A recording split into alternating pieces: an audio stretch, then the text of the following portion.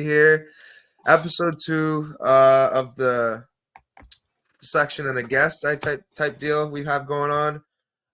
Let's introduce yourself, tell the world who you are. This is a good buddy of mine. We played football growing up. We trained together. This is a good buddy of mine, Mr. Zach Raymond. Please introduce yourself. Yeah, for sure. So I'm Zach Raymond. I work with Sandoval. I work with the social media team and then athlete relations as well. I also run our podcast, the Sandoval Fight Buzz podcast. I'm an amateur fighter as well. I've had one MMA fight and one kickboxing fight. And I'm excited to get back out there and keep fighting. So, Jaden, really appreciate having me on the pod. And it's been a long time. We've known each other for a long time. That's awesome, brother. Yeah, I've seen you grow in the sport. I've seen you do different things, rugby, football. You seem to really have a passion for martial arts, which I can appreciate myself. That's what we're here today to do. We're here to talk about the fights. Let's get into it, though. The opening fight of the night. We have. Oh, Jesus, I'm gonna get canceled. Ming Yang Zhang. I think that's because it's last name first. Versus Branson Ribeiro. Oh, my bad. That's preliminary. I gotta go early. I think it's Andrea Lee and Miranda Maverick, I think. Even better. Andrea Lee versus Miranda Maverick. I'll start this one off because I know you're dying to talk about this one. Okay, so Andrea Lee, she is very good at what she does, and that's being annoying. And she knows how to tangle you up in her long limbs. She's good at, putting you in weird positions. She has pretty good jiu-jitsu. The thing with her, though, is she gets frustrated easily. So if things aren't going her way, she tends to, instead of like calm, get your frames, look for a next position, she's like, like get off of me, like she doesn't seem very comfortable on the ground. I think Guru, I'm not trying to take that from Guru, but man, like I think anyone can see that. It's pretty clear that she doesn't like to be there. She gets very frustrated. Her striking isn't bad. It's very serviceable. She does her thing. I think it actually could be pretty close. She's very good at keeping fights somewhat close. Tony Kelly, I might be in her corner too, the GOAT. So he could be in there giving her some very base instructions. And I'm excited for that. But honestly, Miranda, I think he's just the better fighter. I think Miranda is going to take her down, overwhelm her, maybe win with her control. That's my guess. I honestly wouldn't be shocked to see her, just win on the feet as well. But it's easiest path to victory is to take her down and, win the control, win the positions, chip away at her. I could see that. But honestly, this is a fight that I'm not too interested in as far as money wise. I think I got Maverick at a low price, so I played it pretty small. But yeah, this fight isn't really something that jumps off the page for me as far as betting wise. What about you though? What's your thoughts on this? Yeah, I'd probably have to go with Miranda too. I mean, if she's just beat a lot of girls with like her athleticism and her explosiveness as well, and I think she has that advantage over Andrea for sure. And I think, like, other than the loss against Jasmine, we've always seen some pretty good performances out of Miranda for sure. And I think she's going to come out there with something to prove. And then we've seen like Andrea kind of go downhill in the last few fights for sure too. So I think, I think Miranda would probably be the good bet for this one. Yeah, I would have to agree there. Man, this is a interesting headline, like preliminary opener. Well, yeah, we should have some violence in the next one. We have Oben Elliott versus Val Woodburn. I started this last one, so I'll let you open up with this one, but this one should be a fun one to watch. Val Woodburn, is that who Bo Nickel knocked out? Yeah, that's the individual, but he was actually on a winning streak before then. But it was on the regional scene, so can't really make too much out of it. But yeah, he seems serviceable. Yeah, I don't have much to say about this one. I'm not really familiar with either of these guys, so I mean, you can let me know, and then I'll let you know what I think after that. Awesome. That's this one's, man, is it's a meme fight. Oben Elliott is a Twitter warrior. He's almost on he's almost on Twitter way too much. But he's a gangster. He's a Welsh gangster. That's his nickname, and he sticks to that. He comes in, and it's either you or him. He's kill or be killed, but he's also pretty technical. He stays on his back foot for the most part. He doesn't engage unless he knows you're hurt, or he knows you're tired. I think the guy's a good fighter. I think he has the tools to win this fight. And I'm going to take Open Elliott. I think the line makes sense. He should be around like a 1.4 decimal odds, like 1. No, I wouldn't say 1.3, but 1.4 for sure, like negative 275, negative 300. I can understand that, but yeah. But to be honest, Open Elliott could he be chinned? Very, very likely. He has a style where it's like you're like, your chin's a little bit too out. But he does stay a little reserved, which can be very beneficial in this fight, because Val Woodburn's like a ball of muscle coming at you, with a lot of heat. I think Val is going to gas himself out trying to go for a finish if he gets him hurt. I think Oban is going to take over rounds 2 and 3. To be honest, I could see a finish late, or I could also see a round 2 finish, just because maybe Woodburn gasses out. I don't know. Woodburn's still pretty, green. I mean, he's experienced, but he's still green to the UFC. He doesn't understand the high level, like high level. He does train with some decent guys, but I think he's like getting work in at Fusion Excel out in like Florida. So it's like, what can I really get out of that? Yeah. You're training with Mike Perry and Alex Nicholson. What can I really get out of that? But anyways, I'm gonna have to go with Oban Elliott by submission, round 2 or 3. But honestly, this is a weird fight. But yeah, brother, let's move on from this one. Not too much else to say. We got Josh Quinlan versus Danny Barlow. Interesting fight. I'll take this one because this one's a fight that actually I have a lot of interest in. I got to roll with Quinlan when I was in Vegas last summer, and man, he's strong, man. He's a very, very crafty grappler. I'd say he might actually have the grappling advantage. Maybe he probably does. Grappling in Vegas, they have a lot of really good grapplers. Barlow, though, on the feet, I don't think it's very close. Like, Barlow is extremely crafty on the feet.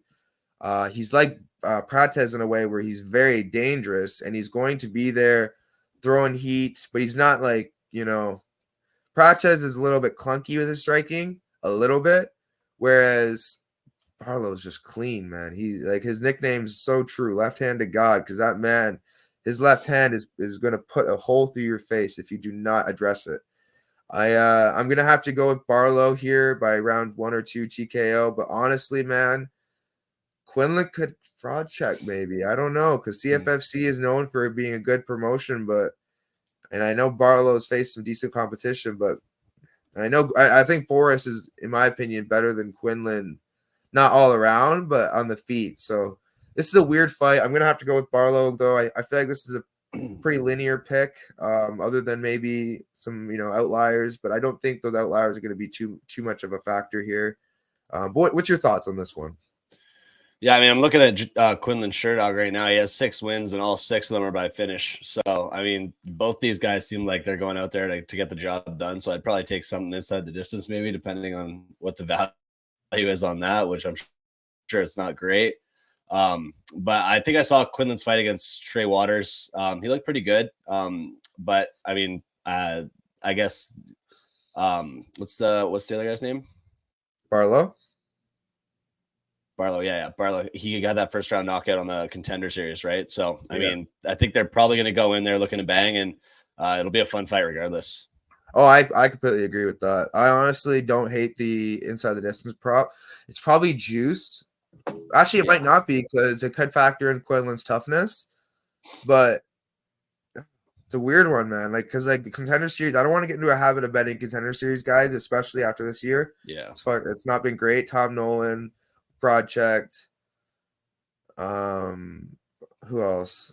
I mean, there's been some questionable moments, and then the most recent one I can think of is Prates round 1, but I can't think too much out of that because Giles is a beast in round 1, and then round 2 and 3 always falls apart. So Yeah. But anyways, yeah, I got Barlow here. You seem to be on the same page. We'll move it on. Yeah, I'll take Barlow. Back to the fight that people have been asking for. Mingyang Zhang versus Branson Ribeiro. Oh, Jesus. I'll let you take this one unless you would rather I do. I don't know. Yeah, I'd rather you do that one. Mingyang Zhang. Oh, jeez. This guy is a demon, and I don't say that too often. I know I say it last week, but the guys that are very comfortable under fire and can smile at you back are the guys that you like fear at night. You're like, man, I don't want to have to fight this guy. I don't want to have to deal with this guy. This guy is going to be a problem all fight long if I can't get him out of there early. And that's what Zhang is. He pressures you and he chips away at you. He has pretty sound striking. I'd say his striking is more technical than Brenson's a more like he looks to like land his big punches. Like he doesn't have any like jab. He doesn't have any like setups. Like it's big power punches. And if he can't get him out of there early, I don't like his chances against Zhang because Zhang is just a pressure forward, make you uncomfortable, break you. I wouldn't say he's an elite striker, but I rate these road to 1FC guys. They're very, very dangerous, very, very crafty. I know George Chukos is an amazing prospect, but he's serviceable. He's pretty good, and he made him look like he didn't belong in there with him. So I think Brenson, if you can't get him out of there early, I think Zhang can dictate this fight. I think he can even get the finish. TKO probably. I don't see a submission, but yeah, this fight's gonna be pure violence. I'm excited for this one. Both of them have 100% finish rates. Yeah, I'm really excited for this one. I'm on Zhang here, but I wouldn't be so shocked to see him get chinned. Anything is possible. I actually have a play on Zhang. I think Zhang wins this. I'm pretty confident. I would line it about -150. I wouldn't play anything over that. I think it's sitting at around -148. But yeah, this one's a fun one. But yeah, moving on, we got Rinya Nakamura taking on Carlos Vera. I'll let you take over on this one. This one's these are two that you should know. Yeah, I'm super heavy on Rinya Nakamura. He looks really, really good in his fight so far, and I'm excited for him. I'm heavy on him here. We've talked a couple times sending some gear over, so I'm super heavy on Rinya, and I think he's gonna get this one done. I would probably say, to be honest, I'd probably say he just outskills him and goes to the decision. But I mean, anything can really happen. He's really, really good. It's just at that lower weight class where, like, obviously there's a lot of opportunity for it to go to the decision. But yeah, I'm super heavy on Rinya, and I'm excited to see him back out there. I know you say that, but the odds makers do not agree with you. I played this. I saw that. I played this. Rinya by decision +850. They opened it up. You played that? Yeah, it's sitting at, last time I checked, +700. I don't know if I'd play that. I think I'd line about +600 and up. But honestly, man, like you said, these lower weight classes, you don't see a whole lot of finishes. Rinya is still pretty green. Like he was going for submissions against Fernie, and if Hyder Emil can get you out of there on the feet, you know what I mean? Like, I'm not saying Hyder's bad, but like Rinya, man, like if he doesn't get a KO, like I could see him out wrestling him to a decision. So obviously, like everyone's like, oh, but what if he just gets subbed? It's like, good luck trying to sub the wrestler of his caliber when you're 36 years old and you couldn't even sub Brad Katona is a little different. Brad Katona is a veteran and faced higher level competition, but I don't know. I can't get behind a 36-year-old turning 37 this year, who was a prospect for for the Ultimate Fighter. Like, man, like the Ultimate Fighter is booty cheeks anyways, man. Like, they always bring in these guys that don't belong. Like, it is what it is. This is a lock. Like, it's not even fair. Like, this is a joke. Mm-hmm. Could have upset happen, sure. Everything can happen in the sport. It's insane. But I'm not banking on it. I think Rinya's a smart spot here. I 100% agree with you. Not much else we could say about this one. Moving on to the more entertaining fights of the night. Well, they're all entertaining, but they're just for different reasons. Marcos Rodrigo de Lima versus Justin Tafa. Now, I'll start this one. I know we were just getting on about decision props. Marcos de Lima plus 425 by decision? What are we doing here? This is their only way of winning. Marcos ain't going to win a TKO. Marcos ain't going to submit Tafa. I mean, he could, but he ain't going to take down Tafa and then submit him. I think it's possible, but Tafa's just going to get up and just get, like, I think it's KO or he loses a decision. I think it's quite simple. But plus 425 indicates that that's not going to happen. So I don't know. Maybe I'm just delusional. I'm seeing the fight wrong. But these are like staring at me, these props. And it's like, I'm just going to take it because, like, why not? But I just feel like a decision prop is scary at any or at heavyweight. Yeah, at heavyweight. I get it. But Justin Tafa, man. Honestly, my pick is Tafa. And it's not only because of the hype as of late, and I know very well he lost to Jared Vanderaa. I know very well. But the thing with Justin Tafa is he doesn't let you, unless like that's why this fight is decision or KO. Because if you don't engage him, and if you don't play his type of fight, he will get frustrated. He will overextend. He will make mistakes. I think Marcos could play on that, and I think he can just out tactic him to a decision. But Tafa, and I know it sounded like I'm on the Lima side, but I think Tafa is just going to find the chin at some point. And at heavyweight, I know I sound like a square saying this, but at heavyweight, 15 minutes to find the chin with a guy like Tafa throwing at you, I gotta take that shot, man. Like Tafa's a beast. I don't know if he's gonna have the same low kicks he had, because the Lima throws his low kicks. He trains at a great gym. This is probably one of the fights I'm most torn on. I'm gonna go with Tafa, but I wouldn't be surprised to see a Lima decision. What's your thoughts, though?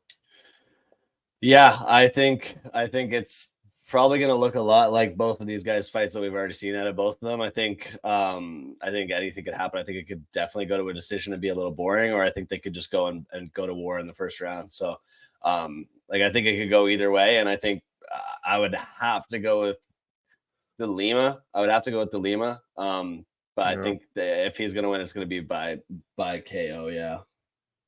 Oh, you mean Tafa? No, I think De Lima. You think De Lima by KO? Yeah, I think so. That's a fair assessment. I think Tafa's gonna go out there and try to take his head off and get caught.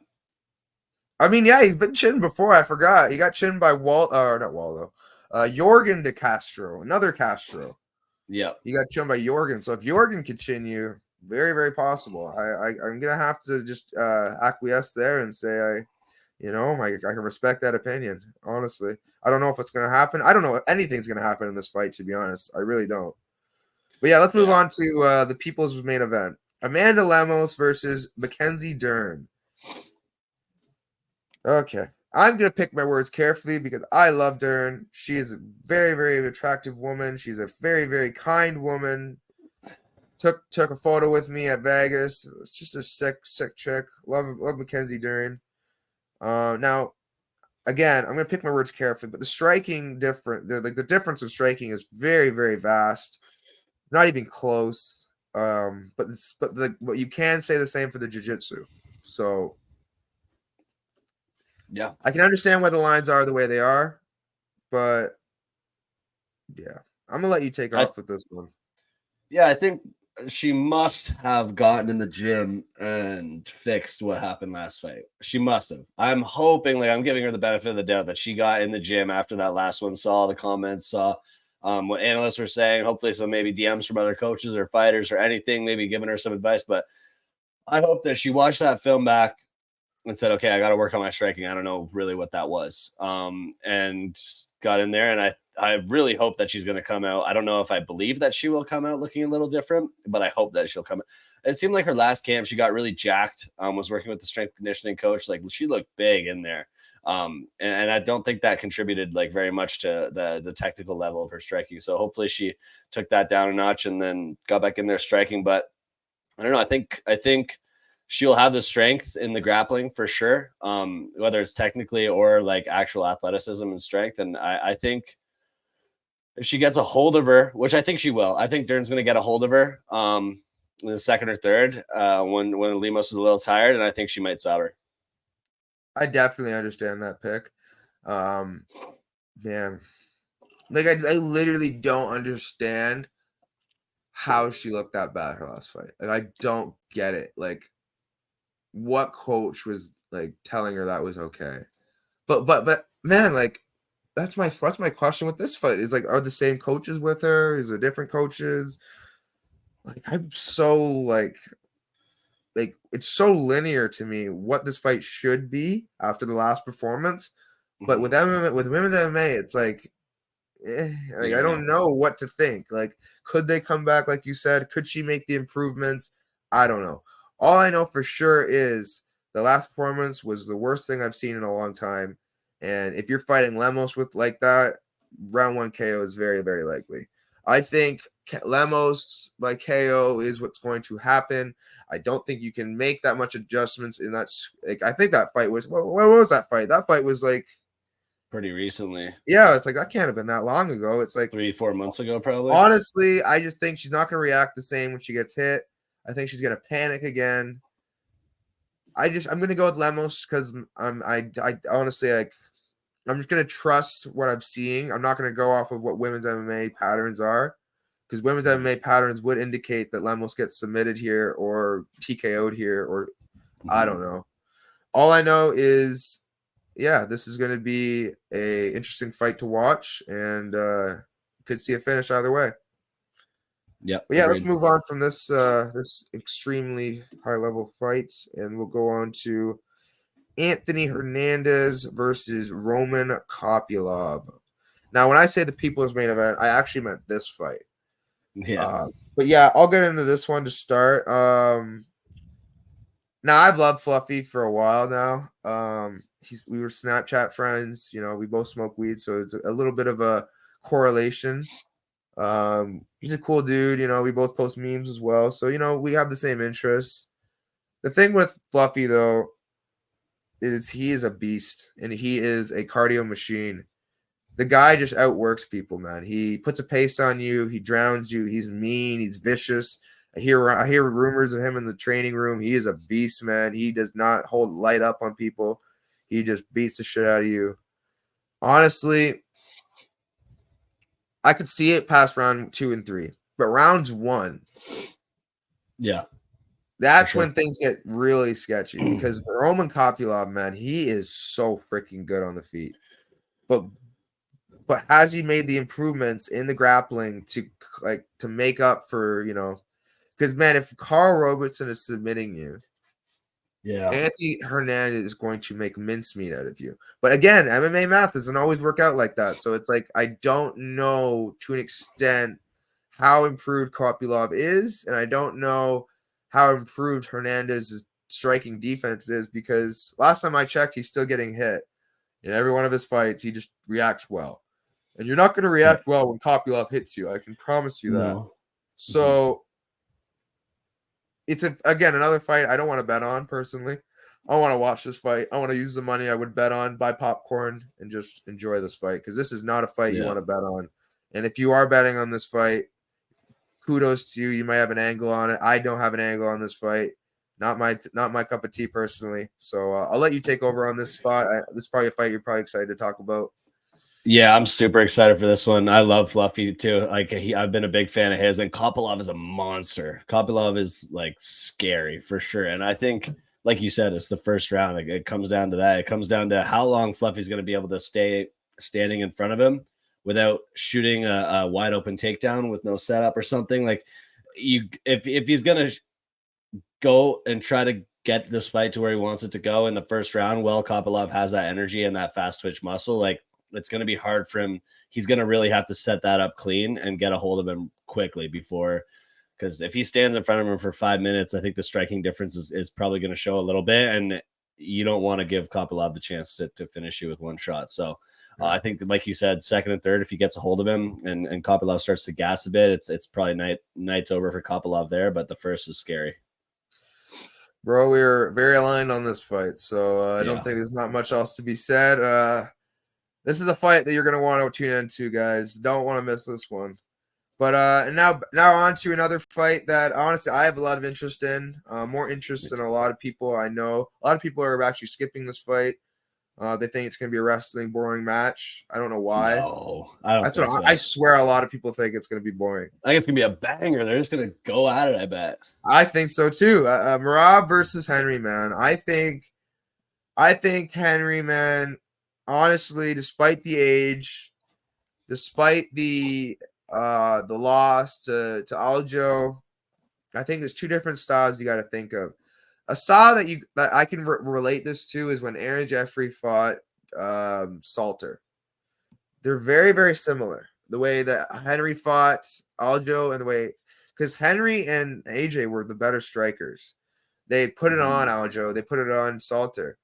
But the problem was what they would do is they would use their pressure almost against them, and they would tie them up against the fence, or they would tie them up in a jiu-jitsu situation. And it's not because like AJ and Henry, they're so good at wrestling defense. They're so good at wrestling that when you put them in like these weird jiu-jitsu positions, maybe it could slow them down a little bit. And that's how Salter, used his game plan. He tried to keep AJ as like stick down and hold him down as much as possible. That's what Aljo did to Henry. He just tried to hold and get control time. Like it's not a fun way to fight somebody, but it's effective if you know how to do it. And honestly, I don't think Merab knows how to do that. So it's like, neither do I. Unless he clips Henry or hurts him, or honestly, unless he just overwhelms him in 3 rounds, which maybe is possible. But like Henry, man, like he's a gamer. You're not just gonna run him over for 3 rounds, man. Like I would honestly be like, Merab would be God tier if he did that to Henry Cejudo. Yeah, I honestly would 100%, because Henry's so competitive, man. That's like AJ. Like when are you ever going to see AJ get outworked? Like it's just not going to happen. It's like obviously like Henry got outbeat in positions, and maybe it looked like he was tired, but it's not tired. It's just like, man, I got to chill here.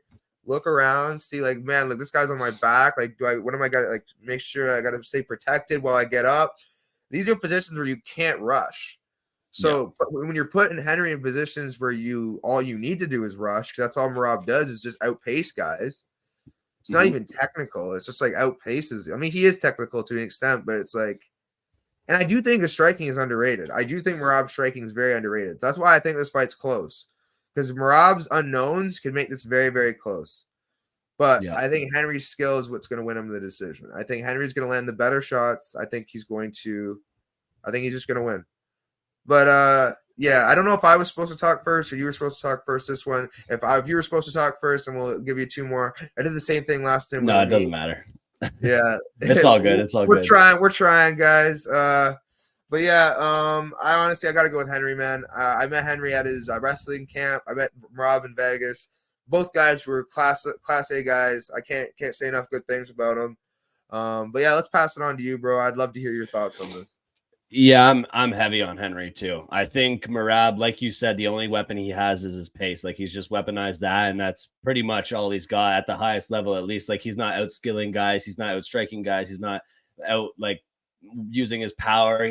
But Henry has all those advantages over Merab, and I think the difference is if Henry gets to put Merab on his back foot at some point, even for a little bit, I think that's when Merab gasses out, and I think Henry could get that second or third round finish.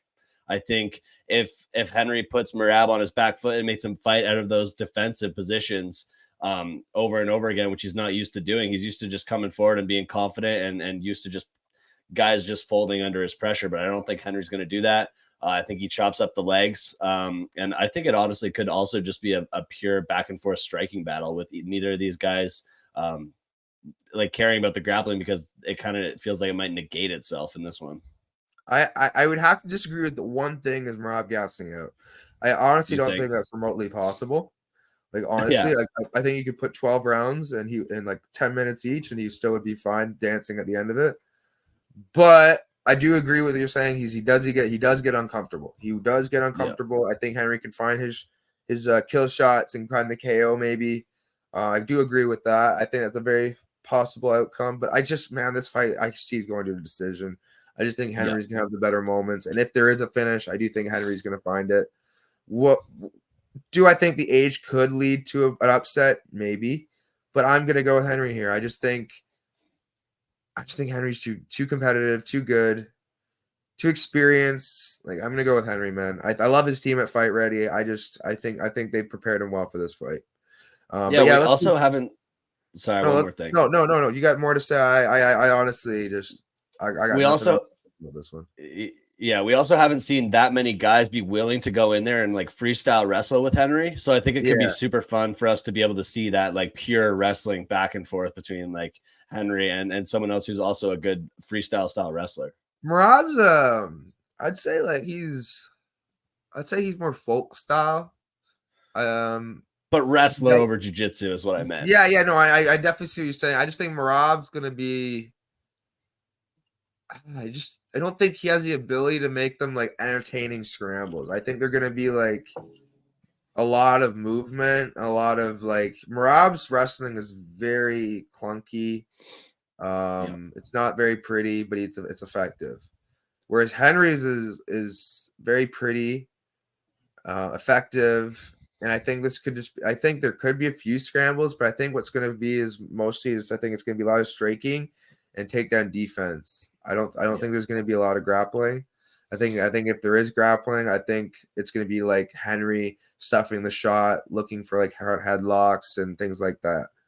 But honestly, yeah, this fight's a lot of outcomes could come in this fight. I'm at Henry personally. I took him as a favorite when the line's open. I can't believe he's an underdog. It should be a pick 'em at worst, but it Yeah, is what for it sure. is. It is what it is. I get the age. So moving on though, this card is pure meme quality. Ian Garry versus Jeff Neal. Interesting. Um, I'll let you go with this one. I think I started the last one, so we'll start with you with this one. Yeah, I think Jeff Neal ruins everyone's night with this one. I think, or everyone who's an Ian Garry fan. I think Jeff Neal is going to walk forward with the boxing. I think he's going to be a lot tougher and more experienced than a lot of the guys that Ian's fought.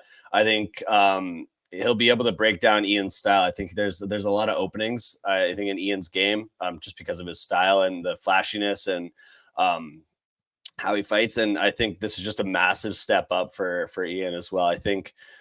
I honestly looking like just thinking about this fight in my mind, I think Jeff finds his chin. I think Jeff has that power in his hands, and I think he finds his chin. I think probably later on, probably in the third.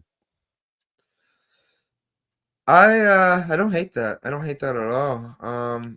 If anything, I think Jeff finds it round one or two, my opinion. Okay. Just because I just think Gary is so once he has his reads, good luck trying to clip him. I think it's when he's still figuring you out is when he's most vulnerable. I think rounds Makes sense. one, two, I think he could get clips in those rounds. But the thing with Neal is a lot of his strikes are like moving forward. Like a lot of his stuff is like when he has you pressed up, when he's able to tee off, when he's able to find openings. It's a weird fight because I like Ian here. I think Ian is going to be able to keep the range, land the effective shots. But that's why I said if round one or round two he can't get those reads, that's when I see some trouble. So I'm gonna go with Ian Garry here. It's not a popular pick. A lot of people want him to lose. That's why I was very confused when you said his fan base because I don't think that exists anymore. But That's fair. honestly, I like Ian. Ian was real cool to me in Vegas. I think Ian's Yeah. a great fighter. I'm not even going at the personally wise. Obviously, there's faults with a lot of people, but with Yeah, me neither. Ian, with Ian, I like Ian's striking, man. I think Ian's very, very calculated, very, very cerebral. Makes the right reads, good feints. The guy's good, man. The guy's He freaking is good. good. And he survived positions with Neal Magny, which I thought would be funky for him. He dealt with Neal Magny handedly. I think he can deal with Jeff Neal handily as well. Honestly, I think Neal's a very, very, like I said, it's a step up. I agree, but it's not too big of a step up for Magny, honestly. And I think he can beat Jeff Neal pretty soundly here. I think Ian Garry's going to piss off a lot of people if he wins. I think he's going to piss off people if he breathes. So I'm going to go with Neal Magny here. Or not Neal Magny, Ian Garry here. Sorry, Neal Magny beat Jeff Neal, who lost to Ian Garry. Keep that in mind. I'm not saying that's why I'm picking him, but you know, MMA math, guys. It doesn't always work, but sometimes it does. I got to go Ian here. I think he's going to win by decision.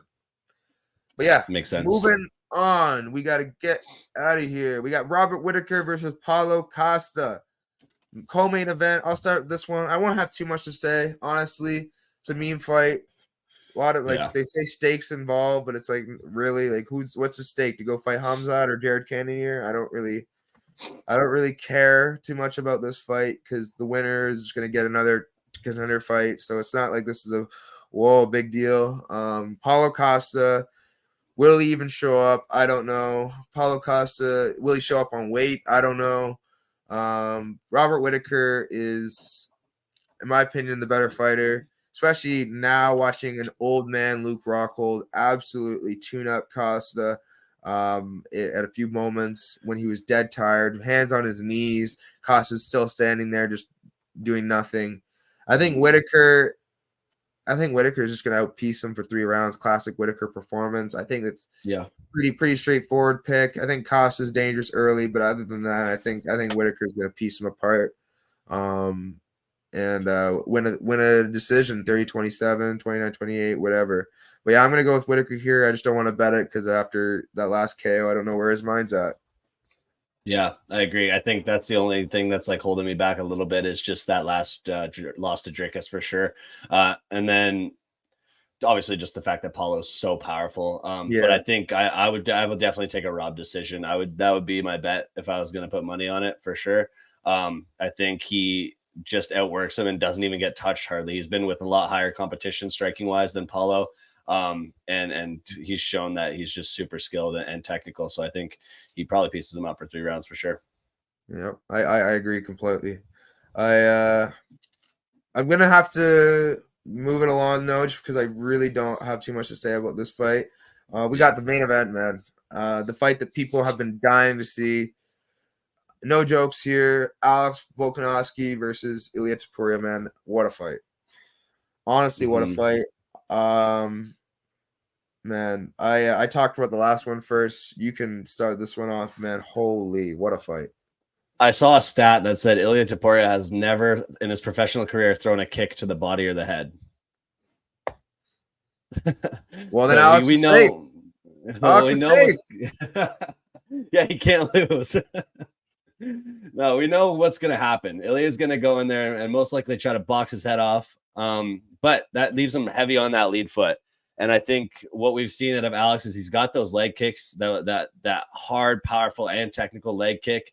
We've seen it time and time again. And I think Ilya being heavy on that lead foot just because of that boxing, I think we're going to see that. I think Alex is going to rely on that a lot. And he could also rely on that grappling. And a point I made on the podcast yesterday was if Alex can go in there in that first fight with Islam and be comfortable technically and athletically against a guy that big and one of the best grapplers in the UFC pound for pound, I think he at featherweight, there's not a single person he's going to be scared to grapple with. And I think if he goes in there with that game plan, at least for 2 of the rounds, I think that he could out grapple Ilya, in my opinion. I also think he works that lead leg early, and I think Alex probably going to win a decision. I think. I actually really like that pick. I'm going to have to agree, but I'm also going to play devil's advocate too, because my bet and my pick are 2 different this week. I know they should be aligned with how close the fight is, but because I have a rule when I have almost like a fighter crush, like they're like my favorite fighter, I have to bet against them. Oh, just because I have to be happy either way. If you were my favorite fighter and I see you laying flatline unconscious, I at least want the satisfaction knowing that I made money on you the made night. some money. So I put money on Ilya. But it's not like a proud moment. I have to do what I got to do so that I don't leave with a broken heart. I love Volkanovski to death. Everyone knows that. He is one of my favorite fighters. The guy is an absolute tank. He is 36 years old, going on 37. The thing with Alex is he leaves himself a little open in the boxing. His angles are going to be his strength here. His footwork is going to be his strength here. His, like you said, his calf kicks. But the thing with him is he leaves himself a little open to hooks, left hooks, and he overextends a little bit sometimes. I think Ilya is going to catch him at some point, whether it's going to KO him or not. I don't know. I just think after that KO loss, after all the talks of drinking every day, after the loss of mental health, after everything I've been hearing, I am a little worried. Yeah. And I won't lie about it. I think Ilya is the truth. I think if he is not at his A1 game, if he is not there mentally, he is going to be in for a long one. Mm-hmm. And for that reason, I'm going to take Volk by decision. But man, or even late finish. I could see a late finish too. But me too. If he breaks him, yeah, I see. If anyone's getting broken, it's gonna be Topuria late. But for sure. But honestly, man, this is such a hard fight to call. I can't make heads or tails of it. I love Topuria. I love Volk, but I love Volk more. I talked to Topuria in Vegas. It was funny. It's a funny pic. Let me pull it up. I had the picture. Me and Topuria did. I'll make it quick. He was doing like the signings, and I was just trying to get a picture. But like I remember that I don't know, like 2 months prior, I cashed a prop with him by decision, and I didn't think what he would think about it. But one sec. That's me showing Topuria my bet. That's funny. Legend. I was showing Topuria my bet. He was so unimpressed. He was like, I don't give a fuck. He was like by decision, like fuck you, man. Like I'm a KO artist. Like I was laughing so hard after. I'm like, why did I show him that? I don't know. Yeah. Something in me just does stupid things sometimes, and it is what it is. But yeah, we'll end out here, bro. I know you got to get out of here. We'll end out here on a top 5 picks. I got my top 5, and I'll give you. I'll let you do yours. My top 5 right now are Nakamura, number 1. I'd say Amanda Lemos, number 2. Number 3, I have to go with the left-handed god Barlow. Number 4, Oban Elliott. And number 5, I'm gonna have to go with everyone's favorite Ian Garry. All right. I'm gonna start it off with Miranda Maverick. Over Rinya? What do you mean? Like your top 5? I'm putting Rinya in there too. Oh, no, I didn't know it was in order. In order. Okay, my bad. Oh, that's all good. I'd probably go with Whittaker first. Then I'd go with Rinya. Then I'd go with Volk. I'm pretty confident in Volk. And then I'm gonna go with Miranda, or I'm gonna go with Fluffy, and then I'm gonna go with Miranda. Love it. Okay, well that's the show. I'm fucking grateful for your time. This has been fun. I'm definitely gonna have some clip moments for this one as well. Sweet. But yeah, brother, I appreciate you coming on. Hope you had a blast. And yeah, brother, let's cash some tickets and have another profitable week. Until next time, guys. Dissection of Violence. Zach Raymond. We'll catch you next time. See you guys. Peace, brother. Thanks, Jaden.